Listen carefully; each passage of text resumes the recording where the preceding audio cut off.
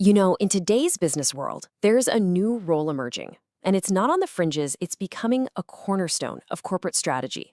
It's not in finance, it's not in marketing, it's in a field that is now, without a doubt, a business critical imperative: economic reconciliation. So today, we're going to dive deep into why the economic reconciliation specialist is a role you absolutely need to know about. And look, this isn't just some philosophical question. It's a hard-nosed business assessment. Are you really ready? Because in today's landscape, being unprepared isn't just a risk, it's a major liability. But being ready? Well, that unlocks some incredible, measurable opportunities. Let's break down exactly what that means. This slide just nails the shift in thinking we need to have. For way too long, this whole topic was shoved into the corporate social responsibility box. But honestly, that's a dangerous way to look at it. This is about core business strategy. On one side, you've got the shaky ground of doing the bare minimum, which, as you can see, is just asking for regulatory headaches and project delays. On the other side, though, is a strategic approach that actually builds project certainty and opens up entirely new markets. All right, so let's get into the weeds here. Let's talk about the massive gap between what companies are now required to do and what most are actually equipped to do. This right here is the business imperative in a nutshell. It really all starts here. The entire game has changed. Thanks to the Truth and Reconciliation Commission's call to Action 92, not to mention global standards like the UN Declaration on the Rights of Indigenous Peoples, this kind of meaningful engagement is no longer a nice-to-have. It is a non-negotiable requirement for doing business in Canada, period. And this is where so many companies trip up. They think that just ticking a legal box is enough to get by. But as this quote says so clearly, that's like building a house on a foundation of sand. Real, lasting reconciliation goes so much further than the legal minimum. It's about building strong, equitable partnerships that actually last. Okay, but it's not just about avoiding problems, right? Let's talk about the massive opportunity cost of doing nothing. We are talking about an Indigenous economy that's already clearing $50 billion. And get this, it's growing at 3 times the national average. Effective reconciliation isn't just about managing risk. It's about unlocking access to one of the most dynamic, fastest-growing parts of the entire Canadian economy.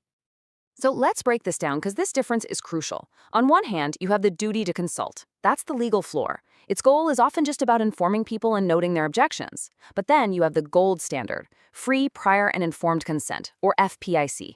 This is a totally different approach. It's an ethical framework for getting to genuine agreement, which leads to project certainty and slashes both your legal and reputational risk. And frankly, this is the exact spot where most organizations have a huge expertise gap. So if that's the gap, how do you actually bridge it? Well, the answer lies in building real, actionable, job-ready skills. And these skills are built on 3 distinct but totally interconnected pillars of action. First, you've got to master the legal mandate. That means moving beyond basic consultation to actually implementing free, prior, and informed consent, or FPIC. Second, it's about creating equitable policy by designing measurable reconciliation action plans. We call them RAPs. And third, you have to future-proof your whole strategy by figuring out how to ethically use new tech like AI while respecting the critical principle of Indigenous data sovereignty. Let's be crystal clear on these terms because they are so important. FPIC, it isn't just a process. It's a fundamental right. It's the core idea that Indigenous peoples must be able to freely give or withhold their consent for any project that impacts them and their territories. This is the absolute bedrock of trust. Without it, everything else just falls apart. Okay, next up, the RAP.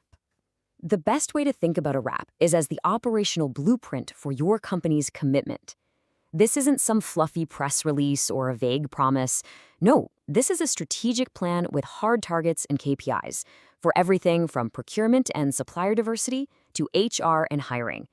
It's what makes reconciliation real, measurable, and most importantly, it makes everyone accountable. And finally, Indigenous data sovereignty. In this age of AI and big data, this one is absolutely critical. It's the principle that Indigenous nations have the right to own, control, access, and protect their own data. Any use of technology that doesn't respect this fundamental right is, simply put, not ethical. And it's a massive blind spot for most companies out there. So we've covered the what and the why. Let's get to the so what, right? How does this expertise actually turn into tangible business outcomes and real-world career skills that you can actually use? And this right here is the crucial shift in mindset. Look, general awareness training is fine, it has its place, but it is not enough to drive real change. The demand right now is for specialists who have job-ready skills who can actually execute a strategy, not just talk about it in a meeting. And this is what job-ready actually looks like. It means you build a professional portfolio that proves you know your stuff with tangible assets.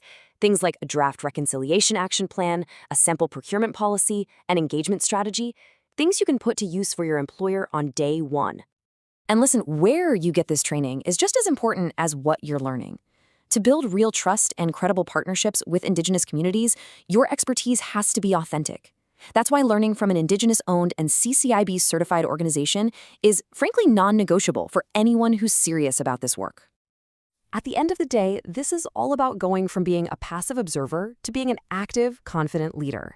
It's about becoming that person in your organization who can drive real change and make a tangible, positive difference.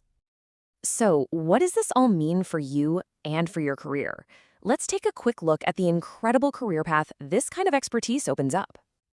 I mean, just look at these titles. These aren't theoretical roles. These are real, in-demand jobs that are popping up on corporate career sites right now.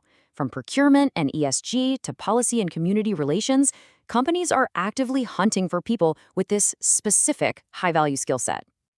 And that's really the bottom line, isn't it? The mandate is here, the business case is undeniable, the regulations are in place. What's missing in most companies is that internal champion, the leader with the specialized, actionable expertise to guide the ship. This is the critical talent gap that you can step in and fill. So we'll leave you with this question to think about. Just look around your own organization. Who is the person equipped to navigate all these risks, to unlock these huge opportunities, and to lead this change effectively? If the answer isn't immediately obvious, well, that's not a problem. That's your opportunity.